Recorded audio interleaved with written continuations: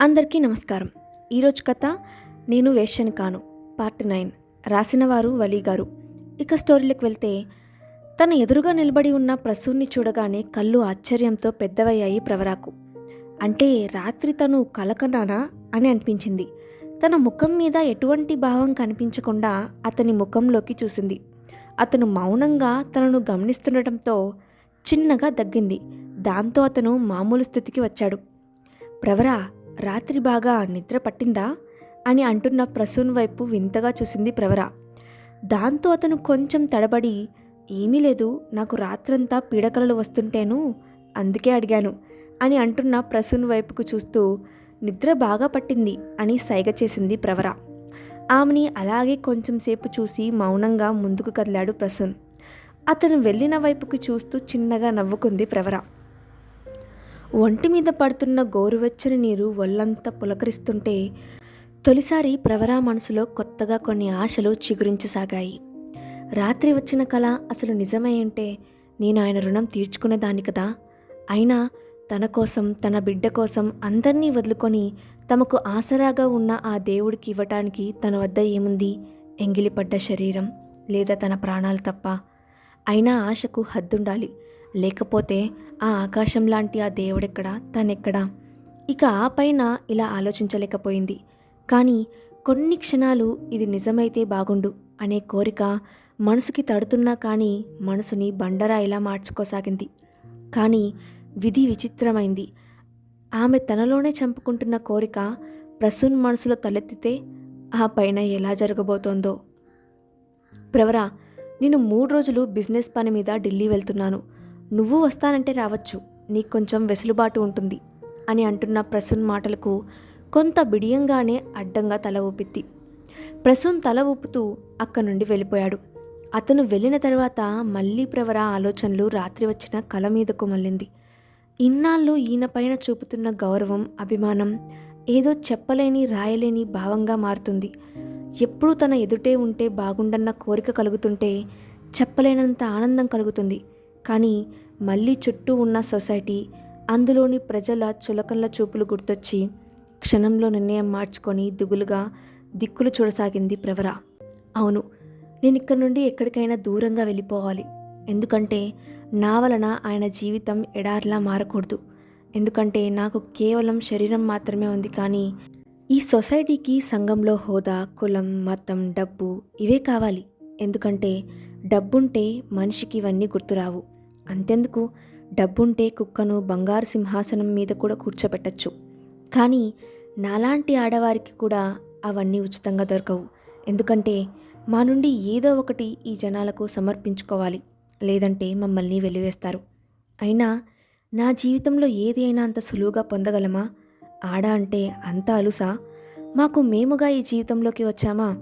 మమ్మల్ని వంచించి ఒకడు ఇక్కడ పడేస్తే వారి అవసరాలకు ఇంకెందరో వాడేసుకుంటే ఆరిపోతున్న జీవితాలకు ఒకడు వెలుగిస్తానని నమ్మించి మళ్ళీ నన్ను ఖరీదైన వేస్యగా మళ్ళీ అదే కూపంలో పడేస్తే, నాకు తెలియకుండా మళ్ళీ నన్ను ఒక ఆట బొమ్మను చేస్తే, అప్పుడే నీకు నేనున్నాను అంటూ నా జీవితంలోకి కాదు నా కడుపులో జీవం పోసుకుంటున్న నా బిడ్డను కూడా ఒక వెలకట్టిన బొమ్మలా చూస్తుంటే, అప్పుడే ఈ మురికి కూపం నుండి బయటకు వచ్చిన తనకు ఆశ్రయించిన ఆ కుటుంబాన్ని విడదీసిన పాపం చుట్టుకుంటే, ఆ పాపాన్ని తనతో పాటు తన బిడ్డకు పంచగలదా?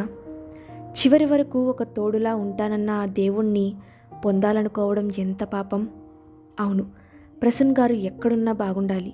ఆయన బాగుండాలి అంటే ఆయనకు తను చాలా దూరంగా వెళ్ళిపోవాలి అని నిర్ణయించుకున్న తను వేగంగా బట్టలు బ్యాగ్లో వేసుకొని బిడ్డను ఎత్తుకొని తలుపులు తెరుచుకొని బయటకు వచ్చింది.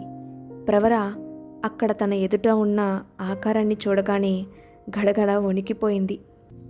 ఎదురుగా నిల్చున్న ప్రసూన్ అన్నగారిని చూడగానే ఆమెలో కొంత భయం వేసింది.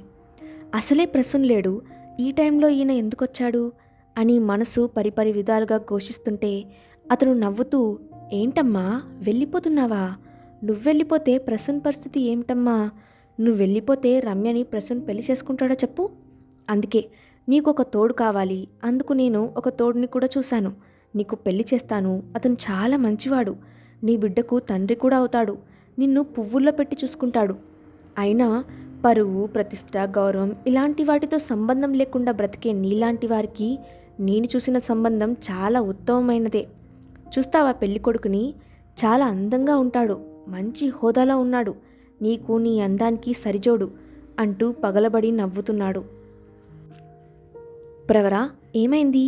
ఎందుకలా ఉలిక్కిపడుతున్నావు అని తన మంచం దగ్గర కుర్చీలో కూర్చొని తన నుదుర్ని తాకి చూస్తున్న ప్రసూన్ స్పర్శ ఆమెని ఉక్కిరిబిక్కిరి చేస్తుంటే ఆమె మౌనంగా లేచి అతనికి కొంత దూరంగా జరిగి కూర్చుంది.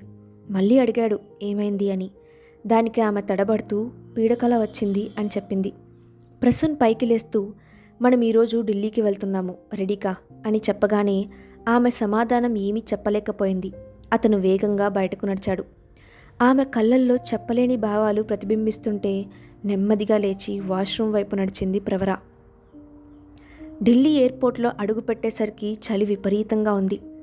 బయటకు రాగానే కారులో హోటల్కి చేరుకున్న వారికి ముందుగానే బుక్ చేసుకున్న డబుల్ బెడ్రూమ్ గల రూమ్కి చేరుకోగానే ప్రవర వాళ్ళను హోటల్లో ఉంచి తను ఆఫీస్ పని మీద వెళ్ళిపోయాడు ప్రసూన్. సాయంత్రానికి హోటల్కి చేరుకున్నాడు అతను. తొందరగా ఫ్రెష్ అయ్యి హాల్లోకి వచ్చాడు. అప్పటి వరకు హాల్లో టీవీ చూసుకుంటూ కూర్చున్న ప్రవర చాలా కొత్తగా కనిపించింది. పల్చటి సిల్క్ చీరలో దేవకన్యలా మెరిసిపోతోంది. కొంతసేపు ఆమెనే మైమర్చిపోయి చూస్తున్నాడు. సడన్గా ఆమె తన వైపుకి తిరిగేసరికి కొంచెం కంగారు పడ్డాడు. ఆమెతో కలిసి రెస్టారెంట్కి బయలుదేరాడు ప్రసూన్. ఇంకా ప్రసూన్ నాకు దక్కడు, అది ఆయనతో పాటు ఢిల్లీకి కూడా వెళ్ళిందిగా, ఆయన్ని ఇంకా గట్టిగా దగ్గర చేసుకుంటుంది.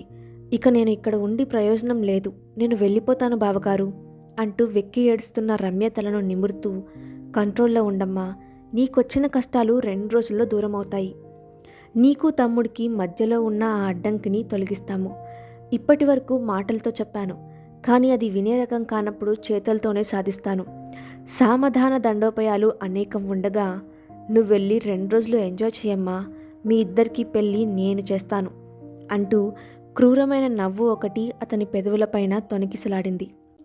ప్రసూన్ గారు లేవండి, మీకు ఈరోజు ఇంపార్టెంట్ మీటింగ్ ఉందని చెప్పారు అంటూ లేపడానికి ప్రయత్నించసాగింది ప్రవర. కానీ ప్రసూన్ ఒళ్ళు బగబగా మండిపోతోంది. విపరీతంగా వణికిపోతున్నాడు. ఆమె అర్జెంటుగా డాక్టర్కి ఫోన్ చేసింది. అతను వచ్చి ఇంజెక్షన్ చేశాక ప్రవరాను బయటకు రమ్మని, చూడమ్మా ఇది జ్వరం కాదు, ఆయన ఒక టెన్షన్లో ఉన్నాడు, అందువలన ఆయన శరీరం ఉష్ణోగ్రతలు మారిపోతున్నాయి. ఒక డాక్టర్గా నేను మీకు చెప్పకూడదు, కానీ అతన్ని మామూలు మనిషిని నువ్వు మాత్రమే చేయగలవు. ఎందుకంటే నా ట్రీట్మెంట్ కంటే ఈ మహానగరంలో చలిని ఒక భార్యగా నువ్వు మాత్రమే అతనికి ఆసరాగా కాగలవు అంటూ వెళ్ళిపోతున్న డాక్టర్ వైపుకి ఆలోచనగా చూస్తూ తడిగుడ్డతో ప్రసూన్ శరీరాన్ని శుభ్రంగా తొడవసాగింది. కానీ రాను రాను ప్రసూన్ గొంతు నుండి చిన్నపాటి మూల్గులు మరియు అతని శరీరం విపరీతంగా వణకసాగింది. కానీ మనసు మాట వినడం లేదు. డాక్టర్కి ధైర్యంగా నిజం చెప్పలేదు. ఇటు దేవుడిలా కొలుస్తున్న ప్రసూన్ బాధను చూడలేకపోతుంది. ఒకవేళ డాక్టర్ చెప్పినట్లు చేయాలన్నా ఆమెకి ప్రసూన్ కుటుంబ సభ్యుల మాటలు, రమ్య బాధ కళ్ళ ముందు కనిపిస్తుంటే ఏమీ చేయలేని పరిస్థితి. ఆమెని ఆవరిస్తుంటే నిస్సహాయంగా అలానే కూర్చుండిపోయిన ప్రవరాకు కళ్ళ ముందు చలికి బిగుసుకుపోయి కళ్ళు తేలేస్తున్న ప్రసూన్ని చూసి ఒక నిర్ణయానికి వచ్చింది ప్రవర. విపరీతమైన చలికి వణికిపోతున్న ప్రసూన్ బెడ్ మీదకి చేరిన ప్రవర ఒంటి మీద నూలుపోగు లేకుండా ప్రసూన్ పక్కకి చేరింది. అతని ఒంటి మీద ఒక్కొక్కటిగా బట్టల్ని తీసివేస్తూ చిన్నగా అతన్ని కౌగిలిలోకి తీసుకుంది ప్రవర. కానీ ఆమె మనసంతా తనకు బ్రతుకునిచ్చిన దేవుడికి కనీసం ఈ సహాయమన్నా చేయాలన్న తపన. కానీ ఆమె మనసు అతన్ని మనసారా ప్రేమిస్తుందని ఎలా చెప్పగలదు? కానీ ప్రేమ ఎప్పుడు పుడుతుంది అని ఎవరు చెప్పగలరు? అయినా ప్రసూన్ మీద ప్రేమ పుట్టిందని చెప్తే ఆయన తనని నమ్మగలడా? అయినా నా ముఖానికి ప్రేమ పుట్టడమా అని అనుకుంటుంటే కనీసం ఇప్పటి వరకు నా మీద ఆయనకున్న జాలి కూడా ఈ విషయం తెలిస్తే నా మీద అసహ్యం కలుగుతుందేమో అని సంశయం కలిగింది ఆమెకి. కానీ ఆలోచనలు తుడిచేస్తూ చిన్నగా ప్రసూన్ పక్కకు చేరింది ప్రవర. ఒరే రాస్కెల్, దాని సంగతి 2 రోజుల్లో తేలాలి.